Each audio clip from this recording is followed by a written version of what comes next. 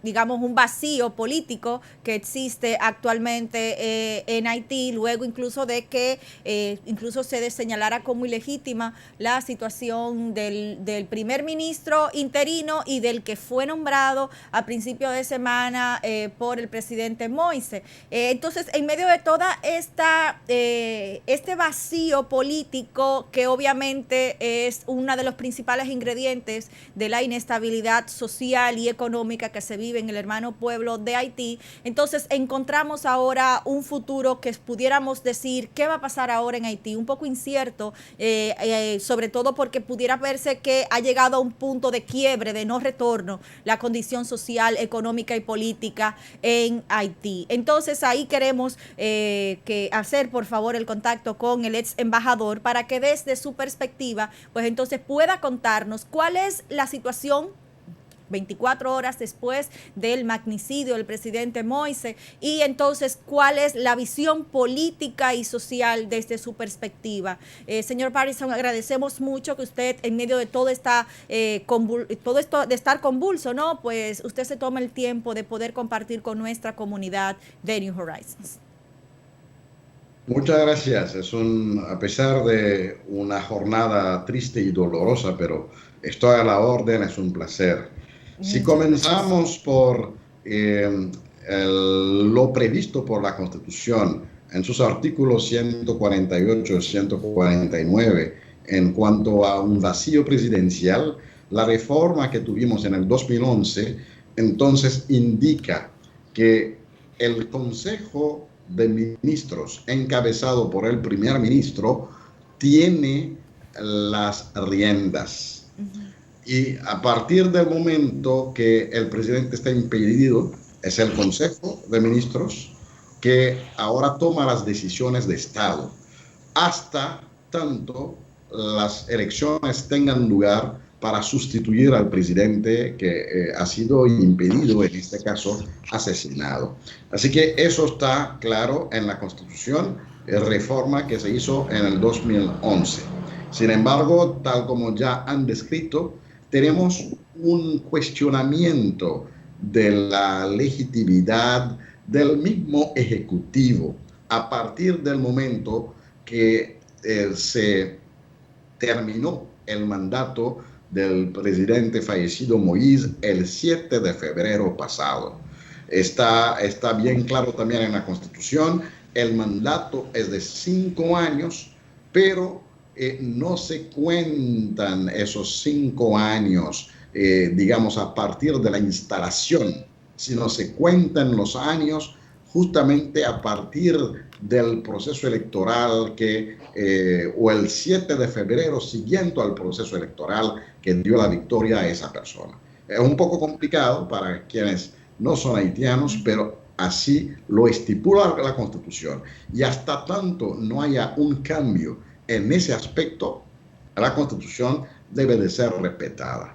Lamentablemente, Moïse optó por aferrarse al poder con el apoyo de un sector de la comunidad internacional, a pesar de los informes de algunas universidades, tanto haitianas como de Estados Unidos.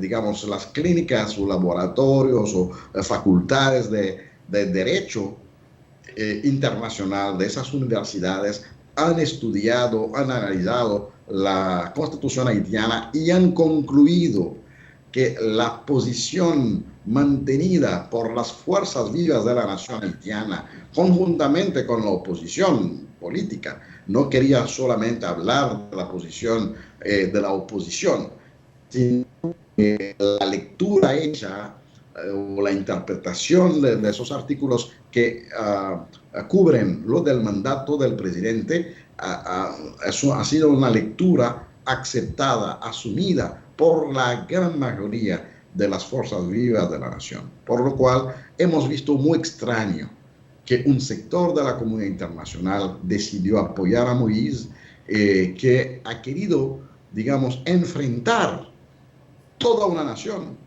Toda la nación le dice que su mandato terminó, no solamente digamos, a través de análisis, a través de debates, pero también a través de manifestaciones de repudio a su gestión.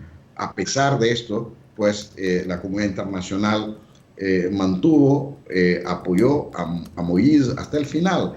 Yo me pregunto hoy, ¿cómo deben de sentirse esos sectores de la comunidad internacional que decidieron apoyar a Moïse, apoyarlo hacia, digamos, hacia la muerte? Es lamentable lo que ha pasado, pero en gran parte, si vamos a analizar ahora cuáles son las causas, qué provocó ese horrendo crimen, bueno, vamos a ver que primero había una espiral de violencia en Haití. Y no lo vamos a tomar tan lejos, vamos a tomarlo solamente a partir de la muerte del abogado Montferrier Dorval, que era presidente del Colegio de Abogados de Haití. También era vecino del fenecido presidente Moïse. Fue matado a sí mismo entrando en su casa, en el garaje de su casa. Ahí veo en mi mente ahora ese cuerpo del respetado abogado acribillado y que hasta ahora no se ha podido dar una respuesta en términos de justicia a sus familiares. También la semana pasada tuvimos el doble asesinato de un periodista que se llama Diego Char, siendo conducido o llevado a su casa por una militante política muy activa en la sociedad haitiana, una feminista de alto vuelo que se llamaba Neti. Neti pues le dio una bola. Está esperando que ese periodista pues abra la puerta para entrar en su casa, y ahí vinieron unos motoristas con armas largas, le dieron 7 balazos a la chica y unos 3 o 4 balazos al periodista. Y fue una noche también, una noche sangrienta, porque siguieron por otras zonas y esa noche mataron a 20 personas en Haití. Lamentablemente, frente a ese horrendo hecho que chocó la sociedad haitiana, no se escuchó la voz del fenecido presidente Moïse, ni expresó a través de Twitter alguna condolencia a las familias afectadas. 20 personas muertas, entre ellas 2 personalidades, 2 figuras conocidas en la sociedad haitiana. Pero eso no recibió, digamos, la atención necesaria de parte de las más altas instancias, de las más altas autoridades en Haití. Hasta ahora no se ha sabido nada en cuanto a las investigaciones que se llevan a cabo sobre tanto el caso de Montferrier Dorval como el caso de estos periodistas hace 8 días, mientras que las autoridades nos cuenten la historia del asesinato del presidente Moïse, pero rápidamente también logran capturar a los responsables. Primero, no hemos entendido por qué los agentes de seguridad, que tienen que estar alrededor de 20 agentes de seguridad en la casa privada del presidente, ¿por qué no reaccionaron los agentes de seguridad?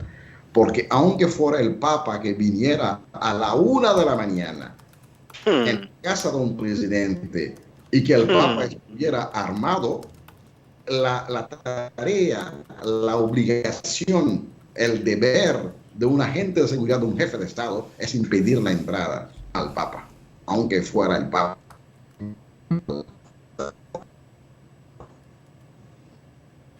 Los dejaron entrar, mataron al presidente, hirieron a la esposa. Los hijos pues se salvaron porque aparentemente la operación pues no visionaba una carnicería, sino una ejecución.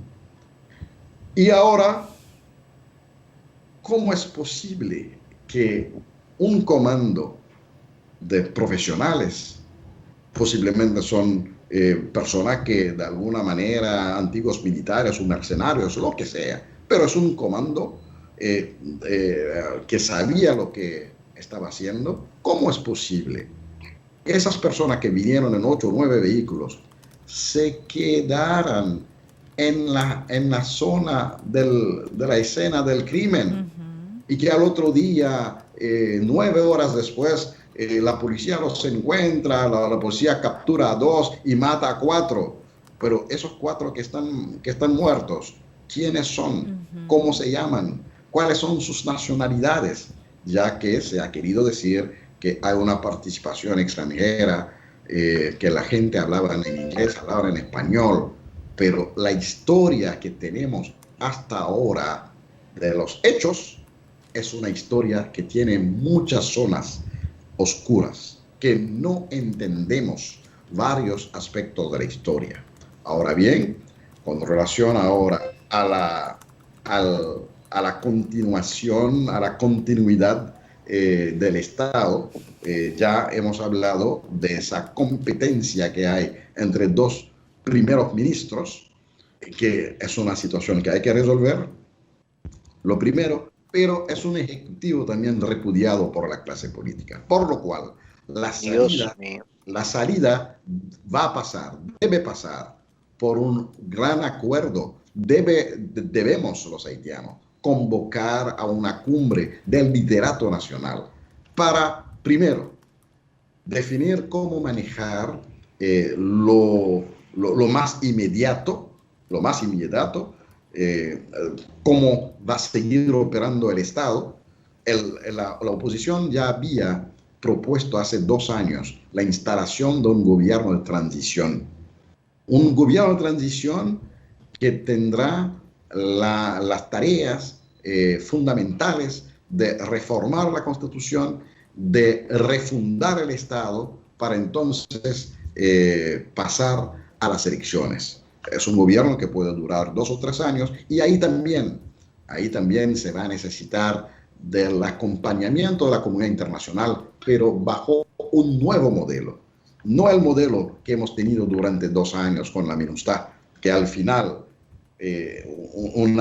un organismo militar de la ONU en el cual se gastaba $1 millón diario, y que tengamos unos años después de su salida un florecimiento nunca visto, yo diría, en el Caribe, para no decir en toda América Latina, porque en América Central ya sabemos que es otra situación, pero en el Caribe no hemos tenido una situación parecida con pandillas armadas que tengan vínculos con el régimen en el poder y que lamentablemente ya tienen control de ciertas zonas del territorio nacional, particularmente de la región del departamento oeste que incorpora la capital. Pues esa situación, tal como ustedes lo han dicho en la introducción, tiene todas esas aristas, elementos muy complejos, pero que no hay otra forma de resolverlo que no sea a través de un diálogo interhaitiano, una cumbre interhaitiana apoyada esa cumbre por el sector más sensato de la comunidad internacional. Señor Parezón, usted habla de un proceso de transición, un gobierno de transición. La pregunta que todos nos hacemos es una transición hacia dónde. Porque, por ejemplo, yo soy uno que personalmente siempre he dicho que la democracia no funciona en países pobres, porque la democracia cuesta demasiado. Muy costoso, el aparato democrático, representativo, cuesta mucho.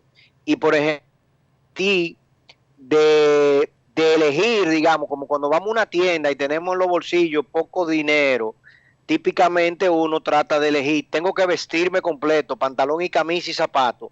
No voy a buscar los pantalones más caros, la camisa más cara y el zapato más caro porque no tengo presupuesto para eso. Pero Haití es precisamente eso lo que ha hecho, o sea, tiene un gobierno, digamos, desde el punto de vista de lo que está hasta ahora establecido, donde ustedes tienen un gobierno presidencial parlamentario. O sea que tenemos los dos gastos juntos, tenemos el gasto del Estado y el gasto del gobierno, de formar un gobierno en el Parlamento y de tener un presidente que también es una figura que representa al Estado. Una transición hacia dónde. Y para colmo, cada vez que vemos el involucramiento de la comunidad internacional, tal y como usted señala, caramba, $1 millón al día que gaste las Naciones Unidas en Haití, eso es una burla al pueblo haitiano, es una burla a la comunidad internacional, es una burla a todos los países que donan dinero y contribuyen con las Naciones Unidas, que nos vemos obligados a poner dinero allí para que aquel organismo exista, para que vengan un grupo de burócratas y se sienten en Haití y consuman $1 millón, o digan y quieran justificar que están gastando $1 millón, porque $1 millón en Haití diario, 360 millones de dólares en Haití, se notan de una manera extraordinaria. No hay forma de que usted no logre con 360, con 300 millones de dólares, limpiar un pedazo y que eso se note, que se vea, que hayan 3, 4 ministerios que están funcionando de una manera espectacular con 300 millones de dólares. Entonces, una transición hacia dónde, señor Parrezón, y cómo nosotros los dominicanos contribuir con eso. Sencillo, es justamente, compartiendo esas inquietudes que bien expresaste, es justamente para la refundación del Estado. Ha sido una tarea que fue realizada por una comisión de la Cámara de Diputados hace unos 3 o 4 años, encabezado por el diputado Gerry Tardieu, que le encargaron a esa comisión en ver cómo está funcionando el Estado actual, las dificultades que hay en el funcionamiento del Estado en comparación, digamos, frente a nuestra realidad socioeconómica. Ese informe está disponible, que incluye la reforma constitucional y la reestructuración, una reingeniería del Estado haitiano. Es hacia eso que tenemos que ir y hay que tomar el tiempo necesario para hacer esa tarea. Los canadienses hablan de la revolución tranquila que tuvieron en los años 60, 70. Es una revolución sin armas, como el nombre lo indica. Y ojalá que en Haití podamos realizar algo parecido, porque hace falta. Hace falta frente, de todos modos, a una situación que pudiera ser difícil resolverlo, digamos, totalmente pacíficamente. Es difícil decir que se va a desmantelar más de 100 bandas armadas. Entre esas 100, estamos hablando de una veintena que tienen cierta estructura y que concentran más armas. Se dice en Haití que tenemos más de 500.000 armas ilegales que están en las calles, están en manos de ciudadanos de manera ilegal o están siendo utilizados por esas pandillas que ya hemos mencionado. Pero esas armas, ¿cómo llegaron hasta ahí? Se asume, se entiende que la mayoría llegó a través de los puertos del estado de la Florida, mientras, aunque digo que todavía se mantenga un embargo de armas hacia Haití. Es decir, que Haití, la policía no puede importar armas desde Estados Unidos con tanta facilidad. Tiene que ser una, digamos, una autorización especial porque el embargo se mantiene. Entonces tenemos que ver hasta qué punto, desde la comunidad internacional, que sabe que esas armas no son fabricadas en Haití, las armas llegan desde el exterior y posiblemente saben ¿Cuál es la ruta que siguen esas, que utilizan los contrabandistas de armas? Sabe que hay familias en Haití que manejan puertos privados. Las informaciones existen. No hemos entendido el por qué un sector de la comunidad internacional, tal como lo decía al principio, decidió apoyar hasta la muerte a Jovenel Moïse y sabe, lamentablemente, que en Haití el actual régimen que tenemos, el partido oficial que tenemos, sus dirigentes asumen y dicen públicamente que son bandidos legales. ¿Cómo la comunidad internacional está apoyar esto? ¿Cómo es posible hacer esto a todo un país? Podríamos haber evitado esa jornada tan triste sobre la cual estamos hablando si hace 2 años, cuando en Haití tuvimos esa gran manifestación que fue una demostración de repudio total a la administración de Moïse, que se llamó el PAYLOC, o país bloqueado, porque se utilizó una forma de protesta que era erigir muros en las avenidas nacionales. Por eso el país estaba realmente cerrado durante casi 10 o 12 días. Y se creía que ya se iba a lograr la salida, la renuncia de Moïse. Esa señal tan fuerte. Moïse resistió, lo siguió apoyando. Pienso que es el momento oportuno para definir responsabilidades en esa situación.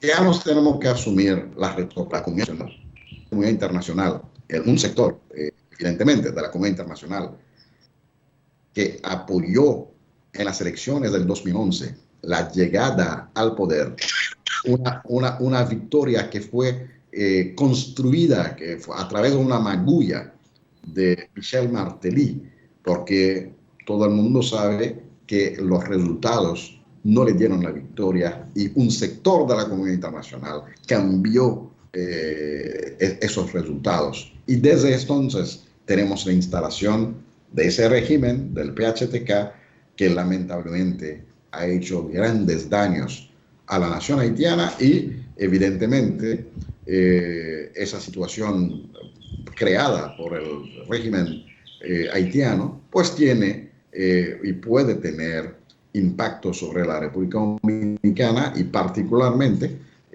con relación al flujo migratorio, personas que ya no pueden seguir viviendo en Haití.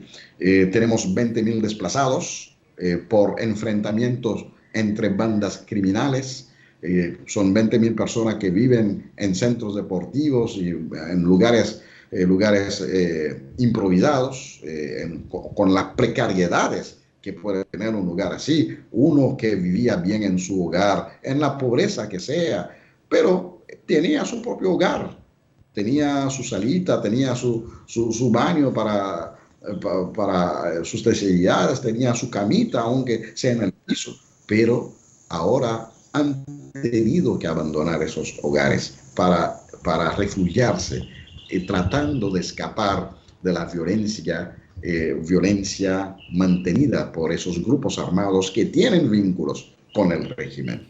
Entonces, por un lado, hay esos flujos migratorios que pueden llegar, pero también hay el aumento del contrabando de armas, porque hay tantas armas en Haití que puede también llegar hacia el mercado ilegal en la República Dominicana. Siempre se ha hablado del flujo de armas desde Haití a esta República Dominicana, eso no es secreto y eso no es de ahora. Señor Parrizón, haciendo un símil, digamos, con un momento histórico de la vida dominicana, nosotros luego de una revolución, una guerra civil y una invasión norteamericana, tuvimos un liderazgo dominicano que se encontraba en el extranjero, que regresó a República Dominicana. De hecho, lo tuvimos 2 veces, luego de la muerte del magnicidio, digamos, de Trujillo, para hacer un símil, digamos, más próximo a esta situación del magnicidio. Tuvimos el regreso de Juan Bosch y de todos los exiliados del PRD, don Ángel y todos los demás que estuvieron en el exilio del PRD, y se formó un nuevo gobierno a partir de las elecciones de diciembre del 62. Y también en el 66, luego de la guerra civil, también tuvimos el regreso de Joaquín Balaguer a República Dominicana, y de cierta forma impuesto por los norteamericanos, tuvimos otras elecciones más amañadas, etcétera, donde llega al poder Joaquín Balaguer. ¿Existe alguna figura de la diáspora haitiana en el extranjero que tenga liderazgo político y pueda ahora mismo, en medio de este vacío político que tenemos actualmente, regresar a Haití y formar gobierno? Algo tipo Indira Gandhi también en la India, etcétera. Sí, bueno, esa figura no ha surgido. Y hay que decir que hay unas limitaciones legales, porque alguien de la diáspora que quisiera ponerse como candidato o encabezar un movimiento político, eso depende de si todavía no había adquirido otra nacionalidad en el país donde puede estar viviendo, por un lado. Y segundo, otras previsiones legales que tiene que, en caso de haber adquirido otra nacionalidad, tiene que renunciar a esa nacionalidad, tiene que haber vivido en Haití 10 años antes de esas elecciones y haber pagado impuestos durante ese tiempo. Entonces, eso limita seriamente una parte de la diáspora, porque si son personas que tienen menos de 5 años, que han emigrado, ya es un poco más fácil, pero con más tiempo hay barreras, hay limitaciones de tipo legal. De todos modos, es importante decir que en la diáspora tenemos personalidades muy activas a nivel político en los países donde viven, y particularmente en América del Norte, Estados Unidos y Canadá, donde en esos 2 países debemos de tener alrededor de 50-55 oficiales electos a distintas funciones, como en las alcaldías o como en Cámara de Diputados, la Cámara de Representantes, y también hay figuras importantes en el mismo gobierno, en el aparato ejecutivo de la administración Biden. Estos, aunque no pueden regresar a Haití a hacer política, porque ya están comprometidos con los Estados Unidos como ciudadanos americanos que son, aunque sean de origen haitiano, pueden a un cambio en la política de los Estados Unidos hacia Haití. Yo decía ahorita de un cambio de modelo, eso sí es importante, y también de alguna manera pueden ayudar a identificar político, tratar de empujar la situación en una buena dirección en nuestro país. Bueno, señor Barrezón, vamos a rogarle a Dios que efectivamente el liderazgo político haitiano pueda encaminar y encauzar de nuevo esa transición, ese gobierno de transición. Efectivamente, nosotros podamos en las próximas semanas ver un ejercicio, un esfuerzo hacia esa realidad. Lo cierto es que nosotros como dominicanos entendemos que tenemos que formar parte activa de todo lo que vaya a ocurrir, y de tratar de colaborar en todo para que el gobierno haitiano, para que el Estado haitiano, para que la nación haitiana se fortalezca, porque a nosotros somos los primeros afectados y los primeros interesados. O sea, nosotros necesitamos un Haití fuerte, necesitamos un Haití rico, necesitamos un Haití estable, un Haití con una nación educada, con una nación saludable. Ahora mismo tenemos una situación de crisis, de epidemia a nivel nacional y pandemia a nivel de la isla, y no nos podemos dar el lujo. Haití es uno de los países que menos ha vacunado, para no decir que prácticamente nada. Entonces realmente es una situación muy crítica que a nosotros nos afecta de sobremanera, y ojalá el liderazgo político haitiano permita que el gobierno dominicano participe y pueda colaborar, y no solamente el gobierno, la clase empresarial dominicana, la clase magisterial, todos los dominicanos en términos de proceso de solidaridad, ¿no? Para tratar de restablecer el orden y la paz allí, porque de lo contrario, la situación para la isla de la Hispaniola es muy complicada. Totalmente de acuerdo. Bueno, agradecer al ex embajador, el Acompañado a señor. esta comunidad activa y de todo lo que es New Horizons Radio. Bien.